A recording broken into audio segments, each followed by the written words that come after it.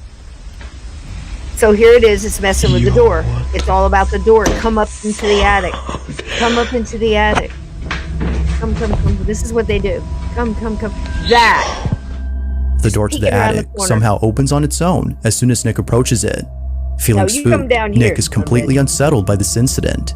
It's now apparent that something strange is going on. But as if things couldn't get any more creepy, the following night, Nick is recording his dog when he captures this. It's always the puppies, you know? You gotta pay attention. What was that? That's such a good dog. Look how he's protecting him. He's right there. He's looking down that hallway. He knows what's up. What was that? He knows. He never took his eyes off it.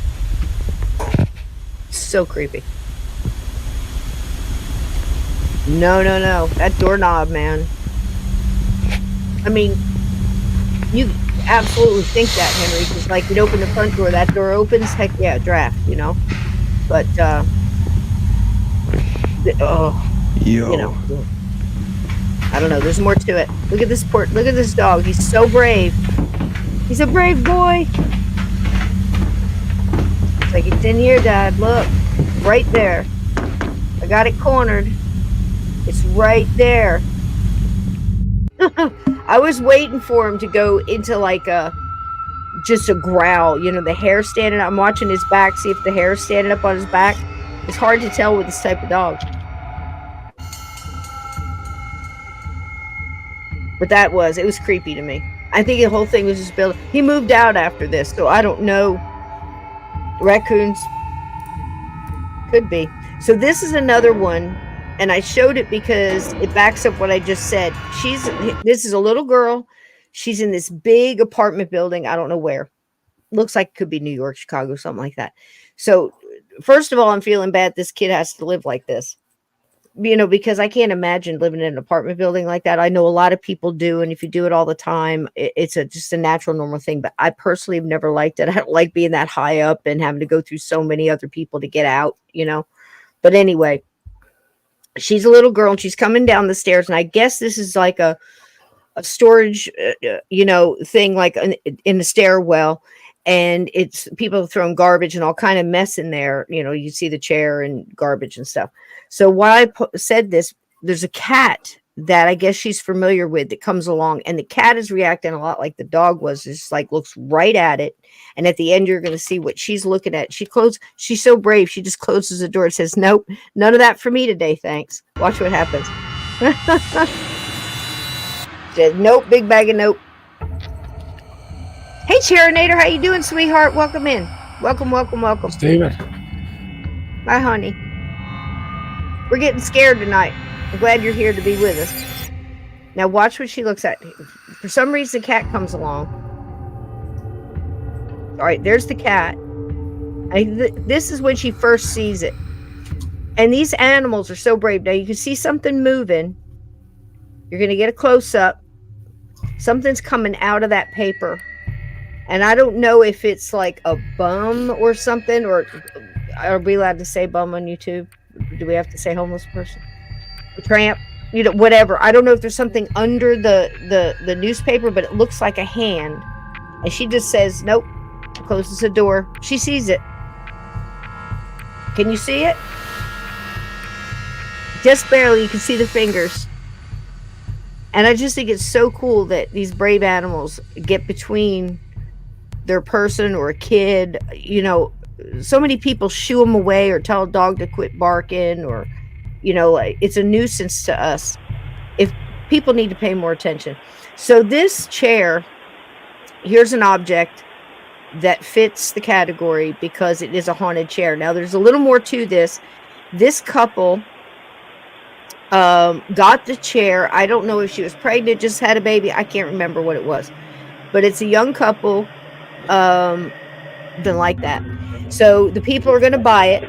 This is the night before the person who bought the chair was coming to pick it up. It was going on the porch the next day, and the whole living room starts going nuts. Now watch this. It moves before the movement happens that we can see. So the camera detected movement over there by that shelf and then back again to them. Now, wild. Watch that. That's the camera moving naturally to movement that we don't see. And then the thing happens. That's weird. So it's seeing something. I don't know whether that's like a mist or an anomaly or what. But this chair, you know, the night before, all this happens before the chair's getting picked up. Now, I wish I knew the end of the story, but this is the last night. It's crazy. So haunted objects. You know, I would like to know if the people that picked that chair up, if, you know, they had stuff going on in their house and stuff too. You know, this one, I forget which one this is. Which one is this one? Oh, this one's good. So this one has a story. Now, this guy is a grave digger, as you can see. He runs the machine, and he's basically saying that when he does something like this, you know, digs into it, sometimes the day he goes home, things follow him home. And I think in this case, that's what happened. But I picked this one to tell you all a story. When I was 10, this was really creepy. And things like this just kept happening to me. Ask Steve, to both of us. So there was a nice guy. When my mom was in the hospital, there was always a lot of adults around. You know, a lot of different things adults were doing, because I was my mom wound up getting sick when we were on a couple of states. We were moving, and right in the middle, she got sick. So I wound up in this, you know, staying at the hotel. She went to the hospital, didn't come back. So we were still waiting for relatives and everything else to come by. So when that was happening, I was meeting a lot of the family who owned the hotel and their relatives. And there was a really nice guy named Carlton. I'll never forget him because he was just a cool dude. And he was probably, I thought he was the best thing in the world, because like I'm 10, 11 years old. And here's this older guy, you know, just being nice to a kid. You know what I mean? It wasn't anything creepy. Now you look at it, you go, oh my God, you know. But anyway, I can remember him asking if he could take me to the arcade and get me a hot dog and take me out until, you know, my relatives and stuff got there. And again, like you would say, you'd probably cringe today to hear a story like that. But nothing happened. He was a cool dude. He took me to the arcade. He got me a hot dog and all this other stuff. And I just thought he was so funny, and he told me jokes. And I only knew him like a couple of days. And then he was supposed to come back, and we were going to go. He was going to teach me how to ride. He had a bunch of horses, right? So I was looking forward to that. And then I heard some people talking, and it wasn't good. And I heard him say his name, and he came and told me, in that adult kid, sit the kid down and let me tell you some bad news kind of thing. Carlton out of nowhere had decided to unalive himself, which I never believed, because when we were in the car and we were going places, you didn't have cell phones and things like that. He was stopping, and he was making phone calls a lot on the pay phones, you know, the booths. It was a lot of different things I was picking up, watching his movements and stuff. And I thought he was maybe into gambling, is what I thought. Even at a 10, 11-year-old, I was able to figure this out. No joke. And I didn't say anything, but I knew a little bit. Anyway, he had supposedly unalived himself with a hose in the car with the exhaust, that kind of thing, in the garage, right? Way too smart to that. You know, that's not an accidental thing, obviously, because there's a hose and then, you know, all that stuff.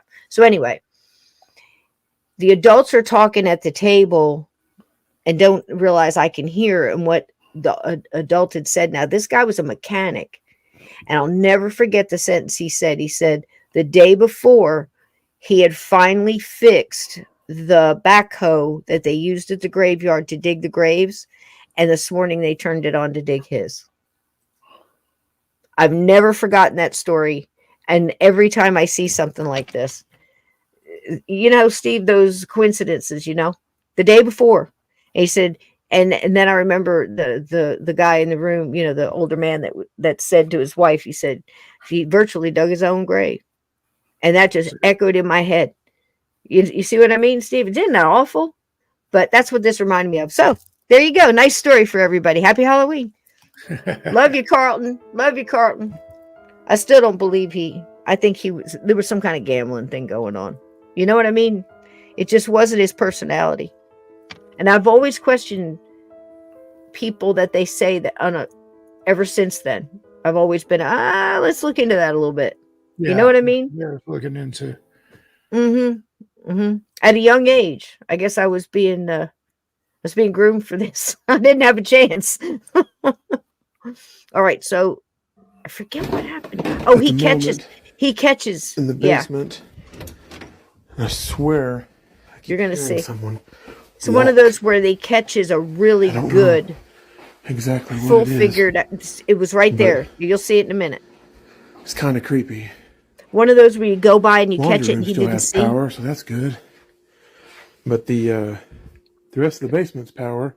It's a nice basement. It's completely out. I mean, as far as basements go. Which is very strange. Okay, you're going to see it right here. Because again, a lot of this time they think there's something there. They're actually looking for it, but don't even see it. We'll see, I guess. This is a real nice backyard too. Look at his backyard view. No, nothing nice, back right? There. I don't know. Okay. There's a lot of strange things happening. Now it happens real fast, but in case you missed it, if you look closely as the man pans the camera to the bathroom, you can see what appears to be a strange shadow-like figure standing completely still inside a bathtub. See his neck? It doesn't appear to be moving at all, as if who or whatever this was. Right there, you see him? You can see he's got one arm up, almost like on the wall. That's why I said some of these are like Blair Witch Project kind of stands. You know, everybody's just standing still. But how creepy is it? Somebody's just standing still. It almost looks like he has lighter pants, a dark t-shirt, you know, short sleeve, because you can almost see where the sleeve stops and the arm starts. You can see his haircut and his neck and the scoop of it. That's crazy. You know? And he's been hearing all kind of banging and things like that. And I wish I could talk to this guy and see, you know, does he know anybody that can just, before he leaves his job, you know, make sure that anything that's just tagging onto him because it's somebody that they see there that has a cool energy or something like that. If maybe he can, you know, get de-ghosted before he goes home is what I'm saying. You know what I mean? Because this is sad. You know, because they're, especially if they're just, he's not belonging to this house, or, you know, the story starts there in that property. And it's just like working at a hospital, you know, and having nurses and stuff like that, the people following them home because they're just attracted to that, you know, that familiar energy. You know what I mean? To me, it's sad. Had been entirely stiff. Even creepier is that when the man returns to the bathroom, the figure is no longer there.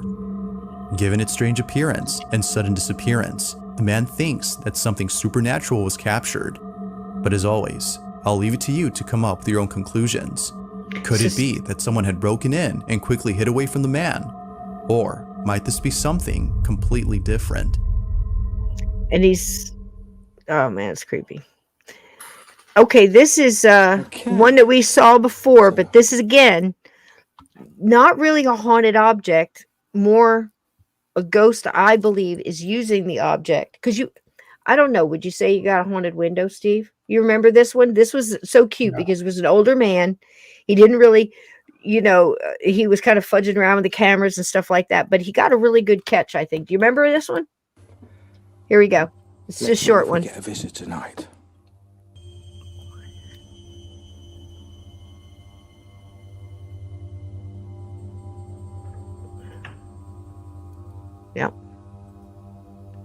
Yep, haunted dolls.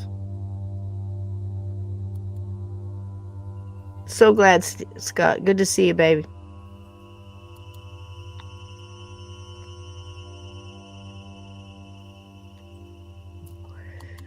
Go ahead, hanging. We'll have one for me, babe. Isn't that something, Steve? That's a good catch. It really is. And he was so excited. Now this one, I don't know what to call it. Jumper? I mean, it's really clear. All right, see him? Did you see him come in just out of nowhere? Walks into this guy. Jumper. Just like fallen. I don't know, so many different things. But that, I think we just saw a jumper, guys. I really do. Here it comes. It's like a hitchhiker. And this guy was an easy jump, maybe infirmed or sad or whatever. And he's like, okay, I'll ride in here for a while. Jumper. And I wonder, the guy almost seemed to stagger his step just a little bit, like he felt something. I wonder if he felt sick, felt different, angry, sad, you know. I think we just witnessed something that I've seen happen in bars so many times. So many people in there are easy targets, you know, and they're drawn to the energy and the atmosphere and the music and the taste of alcohol. If they can jump in you like this and have a quick beer, or, you know, get you to gamble, or God knows what else, you know, for a short amount of time, that's a jumper. What do you think, Steve? Could be. I agree. It's almost, you want to know, was he standing there going, what the hell was that, man? I feel funny, you know? I mean, you just got to wonder. Seriously. Yeah. Because I've seen it in bars. I've seen them react different right after, and it's crazy. This one, I just got to throw it up there because it creeps me out. I don't care if it's CGI. I don't care if we caught a little gremlin. It's just creepy. That's creepy. It reminds me so much of those what were those claymation things with was it Sinbad and the Seven Pirates, or what was that mess back in the day? Yeah, I know what you're talking about. You know what I mean? They were like claymation kind of things. It almost looks like something like that. But what if they're little gremlins, like, you know, like that movie Gremlins, where they get in there and they mess up with your engine, and, you know, they make bad things happen, and, you know, I don't know. Now this was huge controversial because this whole show was BS, I think. I believe it was BS. But look, it's creepy. Yep, I definitely remember. Yeah. Is that creepy? This whole thing came out, and I think it was very much like a Blair Witch Project, where the whole thing was BS. But that's creepy. Even thinking having to be down there in a costume getting ready to do this was creepy. Here's a creepy crawler. A strange creature crawling by now, the factory. This one I know I've shown Steve before, but look at how much detail you can see this. It almost looks like one of those glow-in-the-dark skeletons being dragged across the road, but you can see through it. Look at this. It swiftly goes in the other direction. This pulling itself across the road. To be a wandering ghost by many, and according to our source, the truck driver didn't notice anything at all, but heard creepy noises by the truck. That's the one that reminds me of that story you tell, Steve, with the black thing that crawled the road, and they hit it, and then they went back, and it was gone. All that was gone. Couldn't find what it was, or no sign of it. Just the mere amount of things that people are catching on cameras, you know, that's not a bug, it's not a raindrop or spider web or anything like that. Just the real stuff. The infamous rake was, you know, imagine the stuff that's walking around out there that you just don't even know. I can attest to the fact that there's stuff everywhere. It's crazy. And some even found dead livestock with punctured necks. That's creepy. Creep with its long arms and slender body. Yep. Makes me feel goosebumps. Two long front arms that it uses to stalk you.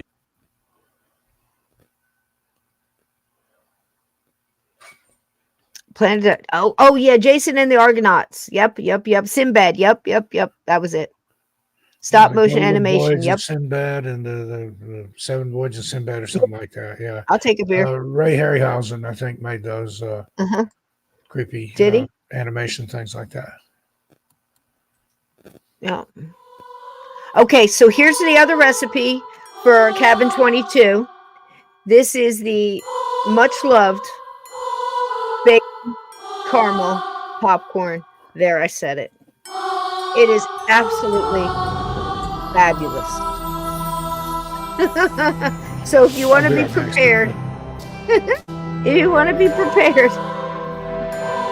for Cabin 22 and Jake and just, you know, all of them, you know, Rage and Dave and Mr. and Mrs. McGee and the Rougarou and the Bigfoots and the ghosts and the murder mystery and Susan, the wonderful ghost man, all of these different Tater, come and get your, bring popcorn, bring snacks, bring your apple pie moonshine. Here's the recipe. It's really easy. It's like you can do the caramel in the frying pan. You put the popcorn in there. It makes great decorations. Look at how cool that is. That's like dollar store stuff painted black, turned upside down. Fabulous. So you can do all kinds. You can make popcorn balls. You wouldn't like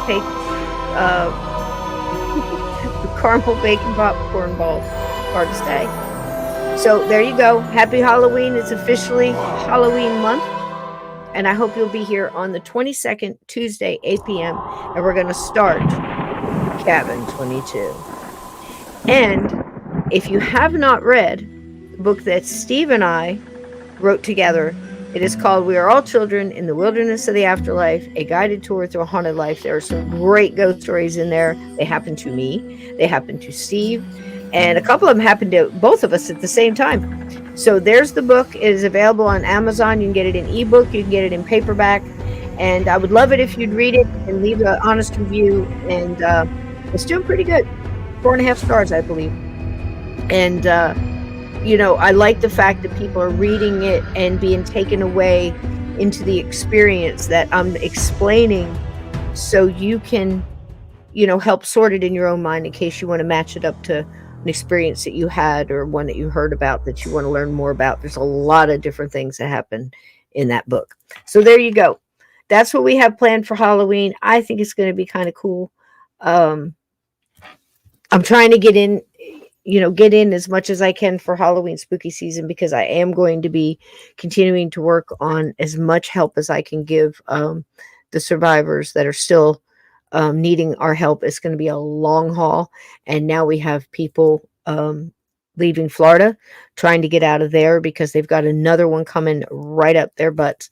And I highly recommend that you keep abreast of these things. I'm just going to take a moment to say this, because if it helps one person, there are so many things, that you need to do to prepare yourself for things like this. Don't have your paperwork, important stuff spread all over. You should have copies of things like your Social Security card, your ID, your deed to your house, your insurance papers, your car, medical, any of that, prescription stuff. Get a little extra, put a little back. Put a little back. Tell them you accidentally dumped it down the toilet or something. Get a little extra of those medications. Put them up. Have a little bit in a bug out bag with some water, some power bars, some beef sticks, some jerky. A road map. Extra batteries. A crank radio. That doesn't need batteries. And maybe it's a flashlight too. Those kind of things. It doesn't take much. A little first aid kit. Throw it all in there. Have one for your pets. Have one for each heartbeat in your home. Have a full tank of gas. There's a lot of different weather coming up. There is a lot of weather that has already happened. And I have spent every waking moment, even at work, listening to podcasts, trying to hook up. Okay, where's the next drop? What town is that in? What county is that in? What high school is that in? What church is that at? What stadium is it? I've got people here in this county that one person has a car. They can get out and they can get supplies to this place, but they only have so much gas. Is there gas when they get there? These kind of things. And it started out in, I want to say 5 states really, because one mostly had their stuff together. One got their stuff together pretty quick. And then there's 2, Tennessee and North Carolina, that are really, and that's not to say that people aren't in other places, but what we're focusing on, because the devastation continues, we are now into day what, so, and there's a lot of other stuff going on. We won't get into that now, but I can tell you Tennessee is in very good hands right now. They do need supplies. They do need things like right now. You think you can do nothing. What can I do? I have no money. I don't have this. I don't have a car. I don't have a bulldozer or a chainsaw, or I can't take off from work 2 weeks to go help, whatever. There are other things you can do. You can do things like whatever your social media is, tap people like, you'd be surprised what a little nudge can do. Okay. And I promise you, I'll be done with this in a second, but if we can help one family, one person, one animal, it's worth it. So you can nudge somebody in a hashtag like, hey, Dollar Tree. They're in great need in, Jonesboro, Tennessee, in Newport, Tennessee, in Asheville, North Carolina, in, such and such a place. How about, look, I know a lot of people on the ground that, these supplies can get to. How about donating a couple of cases of the large chafing dishes for, like the buffet, the banquets, and a couple cases of sterno, some paper plates, things like that. So you can push on people like that when you bring it to the attention on social media in a nice way, not, hey, you should be donating more. I mean, if you want to go that route, go that route. But I'm telling you, you get more. Look, Roadhouse rules. Be nice till nice no longer works. Okay. That's how I live my life. So, try that. You'd be surprised what, a bunch of people on social media pushing like that. We got Walmart to donate a bunch just out of, we shame them. So this is the power of the internet. If they're going to give this to us, we can do so much with it. And you'd be surprised on just connecting numbers. I spent days just connecting ham radio repeaters with people trying to get information out. Now we're getting Starlinks up into the mountains. We're getting Starlinks to these people. Somebody here said they broke through Starlink. Was that you, Henry? Just so they can get comms out. I'm trying to get attorneys that can set up tents that can help people set up paperwork. People that can just talk to these people. A lot of people I'm talking to, these tents, they just want something normal, a hot cup of coffee, a sandwich, somebody who cares, and knowing that they're going to have help walking through the steps. If I could get somebody down there that, have a van and take, 20 people at a time down to the DMV so they can apply to get licenses that they lost, whatever it may be, so to fill out paperwork. So we're trying to do that, set up these tents. I want tents for the folk to sit around the wood burning stove and playing checkers and playing cards and visiting and getting community again, so they feel like they have not lost their home. They may have lost their structure, but their home is there intact. The people are there intact, and that is for every county, every town, every place affected. So if you could help in any way, you don't need my guidance. Just dive in, pick a place, ask people, are they okay? What do they need? Can they get to the place the supplies are, or do the supplies have to get to them?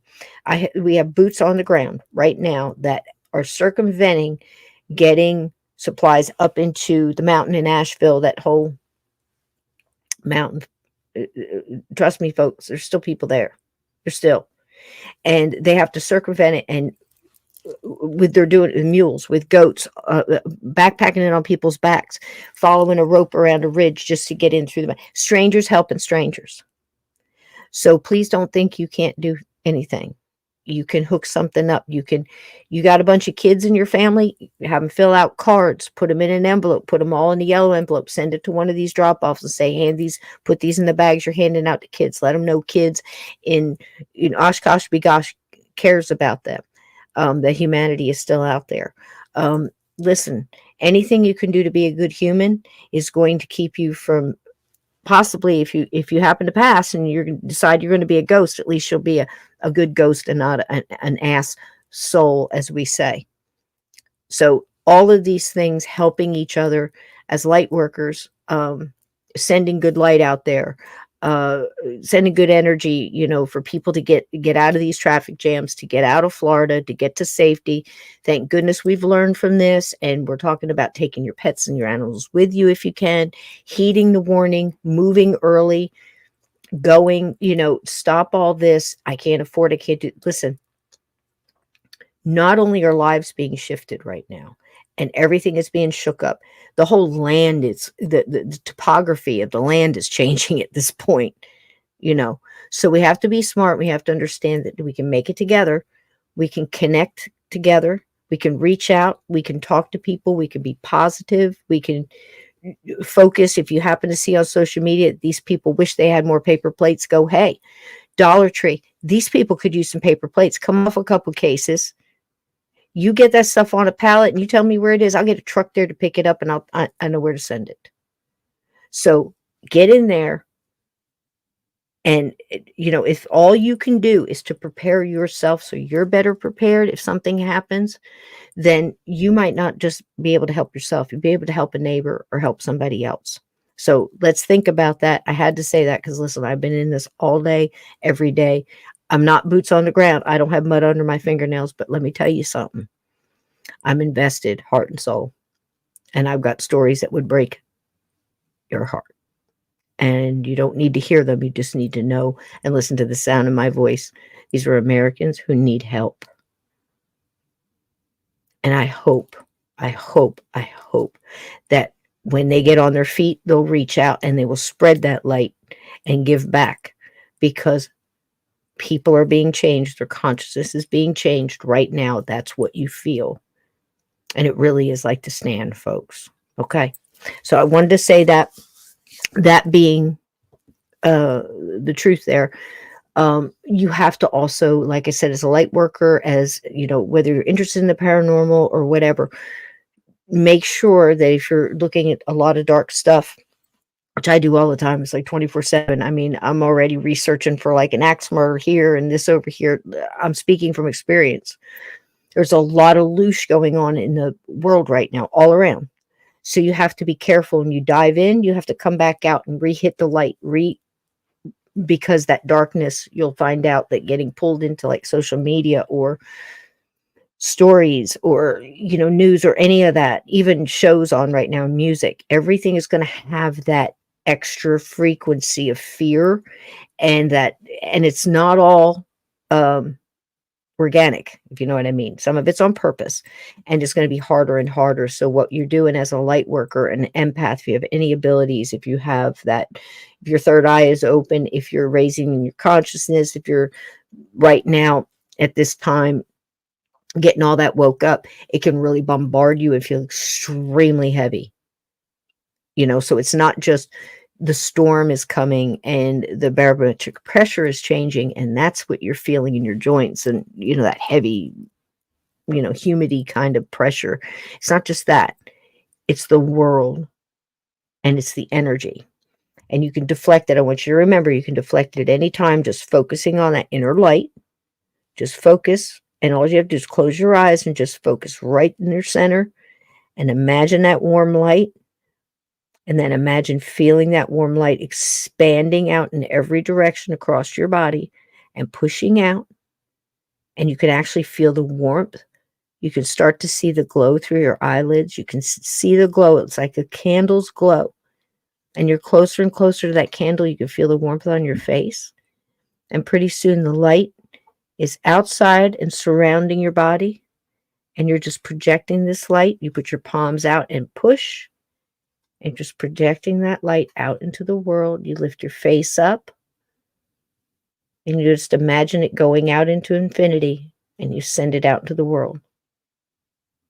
And don't forget, when you pull back in, you reach some of that good energy. And you pull all of that right back into you. And then you open your eyes. That is a very quick dispelling of negativity, pulling in only the positive to refresh, and then keep going. Because, brother, I need you out there. I need you in this. I need you putting your light out there. I need you to loving people. Need you to be nice until nice no longer works. Roadhouse. Right? There we go. Steve, what did you want to say, sweetheart? What you just said. There we go. All right, let's run through some of these really quick, and then we can close out the night. I got a couple more objects here, well haunted, you know, things and stuff. So I'll do the first one, and it's one we just talked about, the Marie Celeste. The Marie Celeste is another enduring maritime mystery. This American brigantine was found adrift in the Atlantic Ocean in 1872. It was, Steve, with its crew mysteriously missing, as we saw. The ship was in good condition with ample provisions on board, but there was no sign of the captain, his family, or the crew. Over the years, various theories have been proposed, ranging from mutiny, piracy, to natural disasters, and even paranormal explanations. That's the one I'm going with. The ship's eerie abandonment and the lack of clear explanation have led to its reputation as a ghost ship. So, I think, yeah, Roadhouse rules, D-Rock, I'm telling you. Swayze crazy. So there you go. This is one you brought up, Flying Dutchman. Do you want to read it? The Flying Dutchman, a legendary ghost ship said to be doomed to sail the oceans forever. Sightings of this spectral vessel have been reported for centuries, often seen glowing eerily in the distance. And like I mentioned earlier, they have full sails, but going against the wind. So it's just weird. And they see like a crew of skeletons on board and stuff. Yeah, that one's creepy. That one I know, heard about it as a kid, and I could always imagine. I think there was a couple of before the Pirates of the Caribbean, and had all which I just love because of the Skull Pirates and all that stuff. Who would? Yeah. Oh, my gosh, There you go. Ghost carriages. You want to get that one? I'll get it. The ghost carriages of London. In various parts of London, people have reported seeing ghostly carriages, often drawn by spectral horses and driven by shadowy figures. These apparitions are thought to be echoes of past events replaying in the present. Absolutely.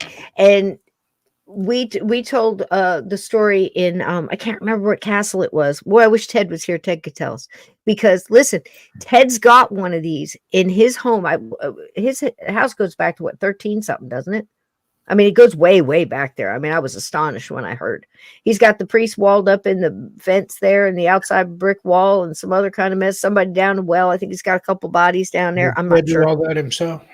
No, I don't think he had anything to do with it. I think he just knows they're there. And no. Ted didn't do it. Well, I'm not real sure. He does get kind of feisty sometimes. But anyway, no, Ted didn't do it. But he does have a ghost carriage. We'll have to get him to tell it. That goes by, and you can hear the horses and everything else. And there's another story about this one where a guy got drunk, and he bet that he could get his horse and carriage up the stairs in this winding stairwell of this house, and he did it, and it still has the marks on the stairs and everything else, and it says that you'll hear that everyone, probably one of those stories like on the anniversary of the event, one of those, but you can hear that horse and carriage trying to get up those stairs. It's terrible to hear.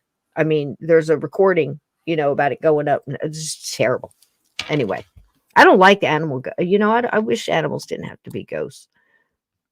And there's that might be it right there, Steve. You want to get that one? Phantom Stagecoach. The Phantom Stagecoach of the Black Forest. In Germany's Black Forest, there are tales of a ghostly stagecoach that appears on foggy nights, driven by a headless coachman and pulled by black horses. Yep. See, now this one got me. Have you heard about this one, the Busby stoop chair? It just looks like a normal chair, right? The one that they have to hang up on the wall to keep anybody sitting in it. Yeah. That's where it is. This eerie tale originates from North Yorkshire, England, and centers around a man named Thomas Busby. The story of Busby's stoop chair. In the early 18th century, Thomas Busby was a notorious criminal who was sentenced to death for the murder of his father-in-law, Daniel Aughty. Before his execution, Busby was allowed to have a final drink at his favorite pub. Oh, that's nice.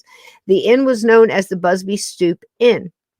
As he sat in his favorite chair, he allegedly cursed it, declaring that anyone who sat in it would die a terrible death. Can you imagine that being your last thing? You want to get that one? Over the years, the chair gained a sinister reputation. Numerous people who sat in it reportedly met untimely and often violent ends. During World War II, airmen from a nearby base who sat in the chair never returned from their missions. In the 1970s, after several fatal accidents involving people who'd sat in the chair, the pub owner decided to donate it to the Thirsk Museum, where it was hung from the ceiling to prevent anyone from sitting in it. How about that? Can you imagine? And the curse continues. Even in the museum, the chair's reputation persists. Visitors are warned not to touch it, and it remains a chilling reminder. Why don't they just of Busby's curse? The story of Busby's stoop chair is a fascinating example of how an ordinary object can become a focal point for ghostly legends and superstitions. But some jerk could sit in it. People lay on the couch that they think is the one that Lizzie Borden's dad was murdered in. It's a replica. It's not the real couch. But how morbid. Yeah. How morbid is that? I mean, they get what they deserve. Here's the chair hanging on the ceiling. They don't want you to sit in it. Wow. I don't know. Could be true. I wouldn't risk it just in case. Yeah. Why tempt stuff like that? I just don't know why. This one just gets me, Steve. You're going to have to do this one.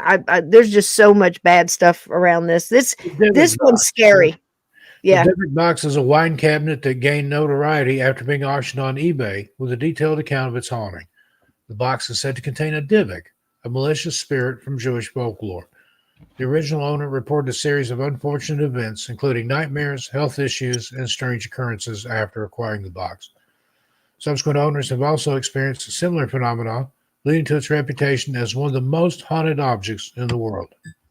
How about that? I mean, didn't the guy originally buy it for his mother's birthday? Gives it to her. She has a stroke.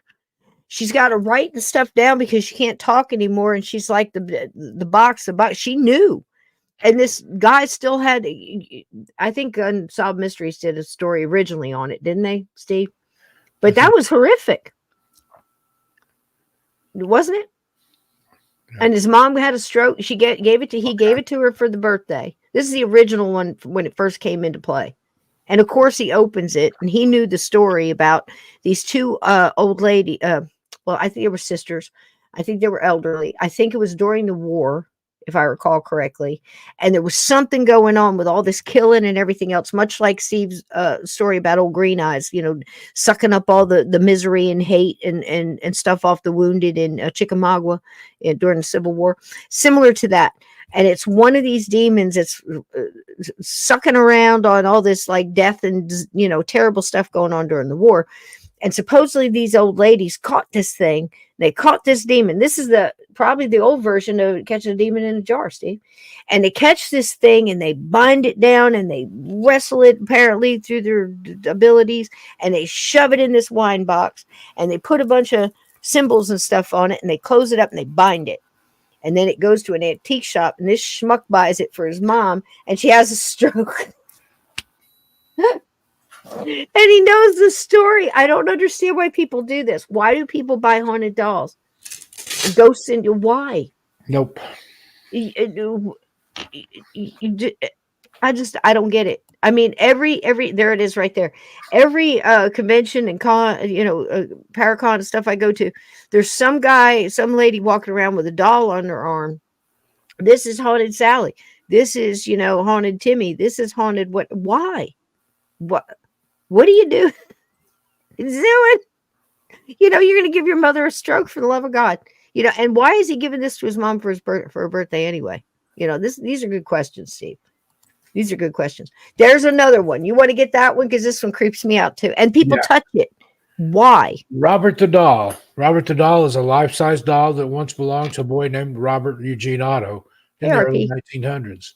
The doll is said to be cursed, with reports of it moving on its own, giggling, and causing misfortune to those who disrespect it. Robert the Doll currently serves in the East Martello Museum in Key West, Florida, where visitors are advised to ask for permission from the doll before taking photos. Mm-hmm. Yeah, I mean, but people still poke at it, Annabelle and all these other things too. And again, regardless if there's anything in there or not, regardless if it's just something that is making the doll move because you're talking to it and that's how it's getting to you and it's just hanging, whatever the reason, you're paying attention to it, you're giving it energy, and now you're probably taking it home with you. That's my, and giving it power. And RP says, do we know anything about the Nag's Head horses? I don't know. Have you, Steve? I know is that the Nag's Head on the Outer Banks I think she's talking about? I don't know. Maybe it's Phantom horses. But there's the doll right there and this poor little creepy lion thing he's got in his hands. I know there's some ponies on Ocracoke that are from that were there's abandoned. So many, on any battlefield you can hear the horses running by. You mean cannons, bugles, is a real that happens frequently, but the horses and hearing them breathe and gallop as they go by is one of the creepiest things, I assure you. And I don't know if it's for me because I'm an animal empath. Like we've talked about this all the time. There's different levels of empaths and you can have any combination of those things.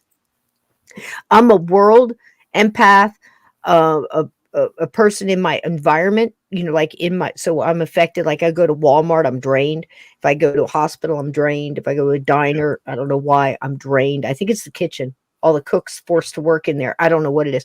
The waitresses and I don't know what it is, but it's diners and places like that, and movie theaters. Sometimes it depends on the movie. But, and Steve's got the similar thing, but it's also animals. So if there's like wildfires, if there's any kind of distress like that, so right now I'm just basically a foobar. We're empathic. Yeah, you pick up on it. You can't. Yeah. You can guard yourself from it so much, but sometimes it'll blindside you. It's rough. I mean, and I've been in it. It's like I might as well have been on it, walking around in the mud on the mountain. I feel like I've been there. God bless them. All right, so this one gets me too, and there's a lot of copies, and people buy it. On copies of it in fake ones on eBay and stuff. But again, I don't know why people are drawn to haunted objects and wanting to. Is it just that they want so bad to have an experience, Steve? They're just doing everything they can to get it proved to themselves. Tempt fate too. Yeah, all those that keep digging up all these gree bags and all of these, witch bottles and things like that. And, let's open the box. No, don't open the box. No, just put it down. Remember that one paranormal show where they caught an evil spirit in a wooden box and they took it out in the woods and blew it up? Mm-hmm. If you had anything in there, you just let it go. You just let it go. Don't burn it. Don't burn the Ouija boards. Don't burn the Ouija boards. Put it in the ground, salt it, bind it, holy water, anything else you want to add to it. Your mileage may vary. Put it down there, bury that son of a gun, and don't dig it up no more. Put a rock on top and, seal it. Put salt on top of it too. Just put a whole thing of salt in there. It's don't take any chances. You want to do the Anguished Man? Yeah, the Anguished Man is a painting with a disturbing backstory. The artist allegedly mixed his own blood into the paint and then unalived himself shortly after completing the piece. Didn't want you to get a strike there. The painting is said to bring a sense of dread and unease to those who view it, and its owners have reported hearing whispers, seeing shadowy figures, and experiencing other paranormal activity. And it is a scary-looking painting. There you go. Look at that. And why would you want that thing hanging in your living room anyway? I mean, I think by looking at that, it's causing me anguish.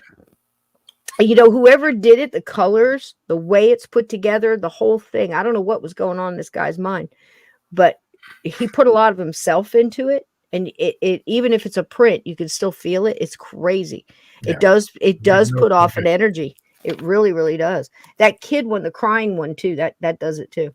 Now it's currently owned by Sean Robertson, a resident of Cumbria, England. The painting certainly has history. When Sean was a young boy, he found himself drawn to the strange looking painting he found at his grandmother's house. He spent hours looking at it why would grandma have this on her wall? I don't know. A hologram, maybe one of the velvet paintings of Elvis. I could see that. Maybe the dog. Poker or something. Yeah. I was going to say dogs playing poker. You read my mind. But why this painting? Anyway, as though it had cast a spell on him. Well, I can see why. Years later, when his grandmother died, he ran right over there and had to have just that painting. No, I want that. She left the painting. Here, you can have this shit in painting. She left the painting to Sean, who skipped down the road with it, who at the time had a family of his own. He brought the painting back to his house, and strange events began to take place. Doors creaked in the middle of the night. Screaming noises, oh great, were heard, and the family was constantly being haunted by nightmares. Oh, jeez. You want to get that one? Can you see that one? Yeah. When Sean realized that the strange occurrences were apparently caused by the painting, he decided to explore its origin. He discovered that the artist had used his own blood mixed with for the painting. The artist then did himself in soon after he had finished the painting. Despite the paranormal occurrences, Sean refuses to sell it and has it locked away in a secure place. There are several fake versions of the painting being sold on eBay. Now this one got to me too. Now, apparently I hadn't heard about this, so I tried to find ones that we don't talk about all the time.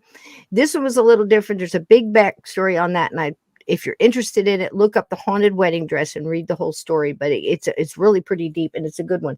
The Haunted Wedding Dress of Anna Baker is displayed at the Baker Mansion in Altoona, Pennsylvania, and not far from me. Anna Baker was a wealthy young woman who fell in love with a steel worker, but her father forbade the marriage. Why are people always getting involved in this?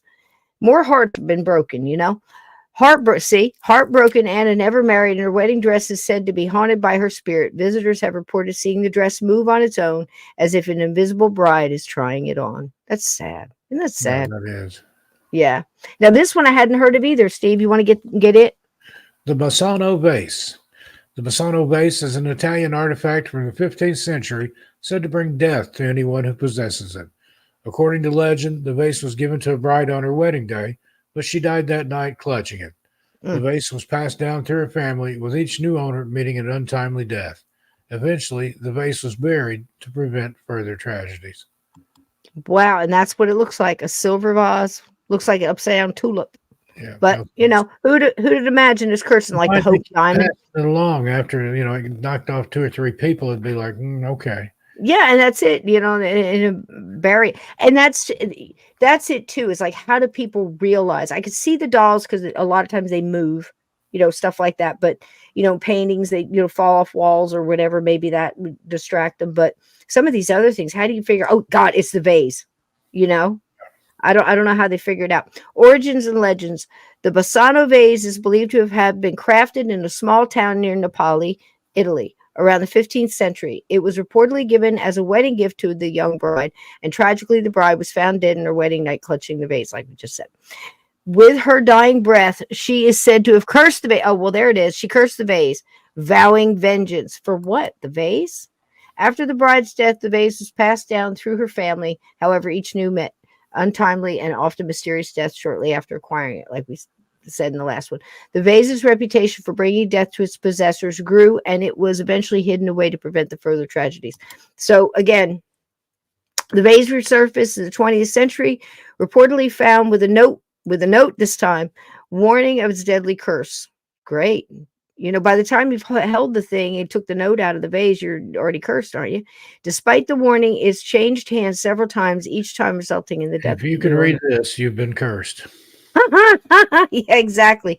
The exact whereabouts of the Bassano vase remain unknown, adding to its mystique. Some believe it is still out there waiting to be discovered, while others think it is safely hidden away, never to bring harm again. The story of the Bassano vase is a perfect example of how an object can become the center of ghostly legends and superstitions. Its tale of death and mystery makes it a compelling topic for anyone interested in the paranormal. Well, yes, I think that's true. And it's just like Little Bastard, the cursed car of James Dean. We've talked about that one, and the crying boy painting that every time somebody had. Now, that doesn't have to be the original painting, does it? It said even prints. It'd be the prints, yeah. That actually have that with the crying boy. And the house burns down or something, right? Yeah. So again, if you know this, why are you doing it? And I think that's part of it. I think with some of these cursed objects, some of the clips that we saw with, they're focused on the window, they're focused on the door all the time, they're focused on the rocking chair with the 666 on it. What are you thinking? And again, whether it's just us doing it to ourselves because we fear the number and we're putting that fear into it, who knows? We could talk about the psychoanalysts on it all night long, but these things are doing this, and it just amazes me. Like Lincoln's train, I think that's a different one, like the carriages and the horses and stuff like that. It's all different little categories, but it's all mystifying. And I think apporting, just to go along with this episode, I think apporting is a totally different thing. I think that's a totally different thing. And I can't explain why, but that's where I'm going to stand on it. How about you, Steve? Yeah, I agree. There we go. So what do you got coming up this week? What are you Halloweening? Got some stuff coming up on Missing Persons and Mysteries. Quite big plans for Halloween week, but exactly, Scott. Between now and then, I'm working on some stuff on Tales Untold, and I've launched the audio version, Tales Untold Radio. You can find it on Spreaker and wherever fine podcasts are served. I can drop a link if you want. And I'm with Ted. There's Ted. Ted, we had a question. You might have missed it. Don't you have a phantom carriage that goes by? Tell us about that as we go out. I think he said he did. And that's got to be amazing. I mean, do you hear it? My question would be, do you hear it on an anniversary? Is it more like just random? You never know when, is it something like that? Or is it more of a replay on, a certain time of the year or whatever? I don't know, but that's just, I think it also has to do with the energy that's there, like if a tree falls in a wood and nobody was there to hear it, like, I guess ghosts just wander, sometimes materialize, whether people, I don't know. A lot of questions. Every time we do a show like this, I got more questions, Steve. We've been doing this for years, and I don't think we've come up with many answers.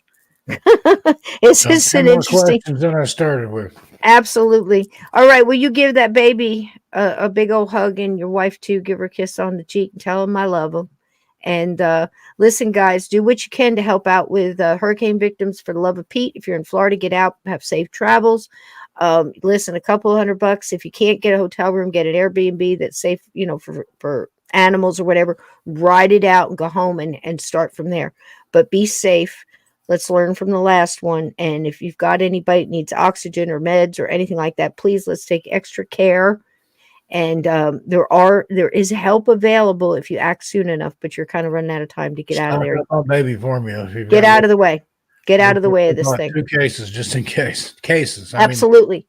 Absolutely. And take them with you. It's worth the extra effort. Trust me. I love you all. Be good humans. What are we going to watch on the way out? Let's watch a little groovy tube. Good night, sweetheart. I loved everybody out there. Good night, honey. See you next week. See you. Be good. I'm here if you need me. All right. Bye-bye. Good night, everybody.